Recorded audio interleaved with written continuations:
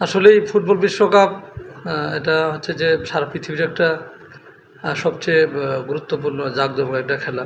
এবং আমরা জানি যে প্রতি 4 বছর পর পর এটা অনুষ্ঠিত হয় এবং সারা পৃথিবীতে এই উন্মাদনা চলে। তো আমাদের বাংলাদেশে এটার অবস্থা বর্তমানে খুবই ভয়াবহ অবস্থায় এসেছে। আমরা ছোটোবেলা থেকে দেখে এসেছি যে প্রায় সকলেই ব্রাজিল এবং আর্জেন্টিনার ভক্ত, এবং দুই দলের যে এই যে লড়াই শুধু খেলার মাঠে না, এটা সমর্থকদের মাঝেও কিন্তু আমরা লক্ষ্য করি। পৃথিবীর অন্যান্য দেশে এটা কম হইলেও আমাদের দেশে এটা দিন দিন খুব বেড়ে চলেছে। আমি 2010 সাল বা তারও আগে 2006 যখন ফুটবল বিশ্বকাপ হলো এবার ফ্রান্স এবং ইতালির মধ্যে, তখন থেকে মূলত আমার একটা উপলব্ধি আসছে। আমি দেখেছি যে আসলে এই যে উন্মাদনা এই দুইটা টিমকে কেন্দ্র করে, তো আমার এই মনের ভিতরে একটা জেগে উঠেছে যে আসলেই আমাদের যেটা করতে হবে যে খেলাধুলা সমর্থন থাকবে, তাই বলে সারা বছর একেবারে কট্টরভাবে একটা দলকে সমর্থন করব, আমার এটা ভালো।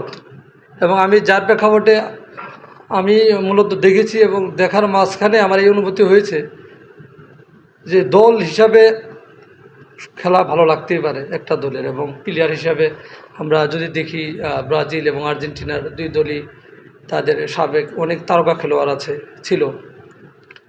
আমরা পেলের কথা জানি এবং ম্যারাডোনার কথা জানি, এরপরে হচ্ছে রোনালদিনহো, এদের কথাও জানি, সর্বশেষ মেসির কথাও জানি। তার অনেক ভক্ত আছে।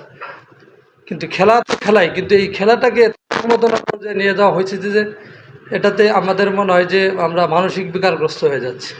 এই কারণে 2010 সাল থেকে আমি প্রতি 4 বছর পর পর আমার সমর্থনে আমি টিম সাপোর্ট করি। আমার এটা বিচার বিশ্লেষণ করেই সাপোর্ট করি। এবং সৌভাগ্য বলা যায়, আবার অন্যদিকে এটাও বলা যাবে না যে এটা কাকতালীয়। এটা কিন্তু একবার না। আমি 2010 সালে স্পেন সাপোর্ট করেছি, আমার মনে আছে। তখন আমি ঢাকা বিশ্ববিদ্যালয়ের ফার্স্ট ইয়ারে শিক্ষার্থী, এবং তখন আমি একটা ম্যাচে থাকতাম কয়েকজন বেচলের সঙ্গে। তো ওইবারও কিন্তু স্পেন প্রথম ম্যাচ খারাপ করেছিল এবং আমাকে তারা রুমে ঢুকতে দেয়নি। আমার একটা মনে আছে যে রুমে সবাই ব্রাজিল আর্জেন্টিনা ভক্ত ছিল, তারা নানাবিধ কথা বলেছে আমার বিরুদ্ধে। তো যা হোক, শেষে স্পেন জিতে গেল।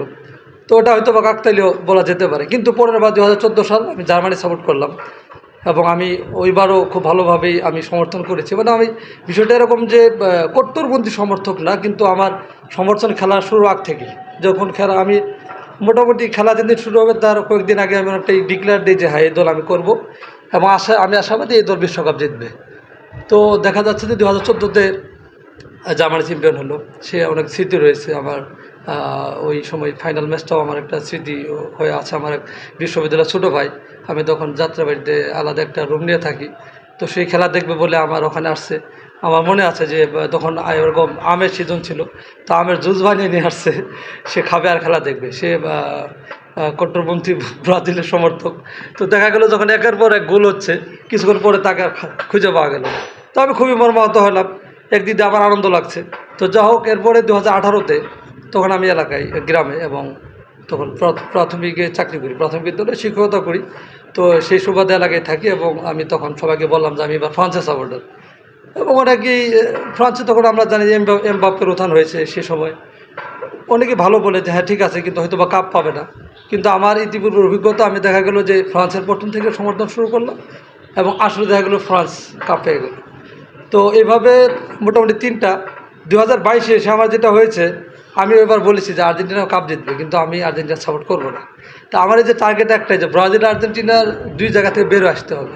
এই উন্মাদনা থেকে আমাদের বেরো আসা উচিত। আমাদের যুবকদেরকে খেলাধুলা ঠিক আছে, এটা সাংস্কৃতিক কর্মকাণ্ড, অবশ্যই সবাই আমরা এটাতে থাকবো। এটা থাকলে পরে যেটা হচ্ছে যে মানুষের যে বিশেষ করে যুব সমাজ যে মাদকাসক্তি বা অন্যান্য ধরনের নেশাগ্রস্ত যে অবস্থা আছে, সেগুলো থেকে তারা ভালো থাকবে, এটা পজিটিভ বিষয়। কিন্তু ওই দুই দলকে কেন্দ্র করে যে উন্মাদনা তৈরি হয়, এবং আমরা দেখি যে এবছরও বেশ কয়েক জায়গায় কয়েকজন মারা গিয়েছে, বিভিন্ন জায়গায় মারামারি হয়েছে, এটা খুবই ন্যাক্কারজনক ঘটনা।